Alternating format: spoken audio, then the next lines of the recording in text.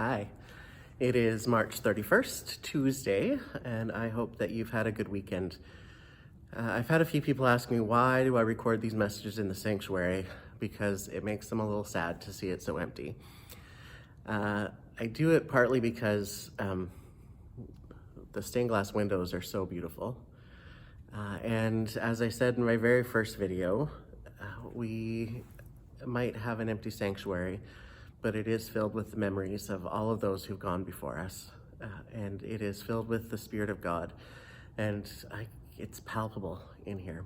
And so partly to have folks have a remembrance of where we will be again, where we have come from. So that's why I do them in the sanctuary. If I'm making you sad, I'm really sorry. But it makes me happy to be able to be with you. And being here reminds me of the times that we've been together. I opened up the Bible just to find what I might read to you today. And I opened up to the 7th chapter of Nehemiah. Now, Nehemiah is not a book that we read very often. And what I opened up to was in chapter 7, verse 5, it starts with the lists of the returned exiles. I don't know about you, but that seems like it's pretty ordained that it might be the reading that we have for today, just because that's where I opened the book to. It starts with, "Then my God put it into my mind to assemble the nobles and the officials and the people to be enrolled by genealogy. And I found the book of the genealogy of those who were the first to come back, and I found the following written in it. These are the people of the province who came up out of the captivity of those exiles whom King Nebuchadnezzar of Babylon had carried into exile. They returned to Jerusalem and Judah, each to their own town. They came with a whole bunch of people." And then it starts with the number of the Israelite people. The descendants of Parosh, 2,172. Of Sephathiah, 3,072. Of Ara, 652. And it goes, and it goes, and it goes. It goes through to verse 57, and it continues right into verse 71.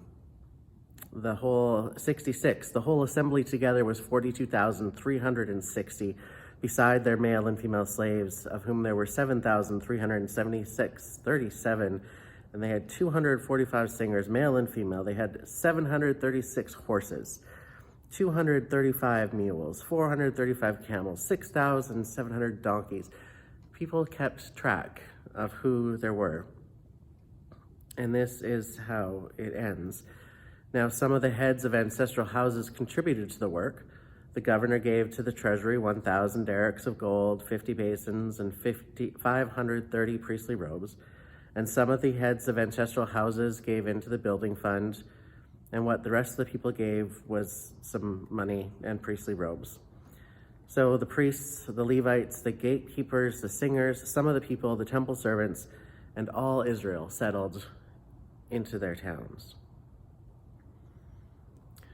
It's a whole list of numbers. There's some interesting pieces in there in the midst of some of the genealogy and some of the numbers of people, things like the following were those who came from these places, but they could not prove their ancestral homes or their descent, whether they belonged to Israel. And we know that people returned, and that in the exile to Babylon, that the people of Israel came back and they were changed. I've been thinking a lot about time and just what it means to have time and to spend time, and sometimes too much time. This morning I was doing my daily reflections from Common Prayer, Liturgy for Ordinary Radicals, written by Shane Claiborne, Jonathan Wilson Hartgrove, and Enuma Okoro. And in it there's a prayer, and the prayer seemed really relevant to me for today. So let us pray.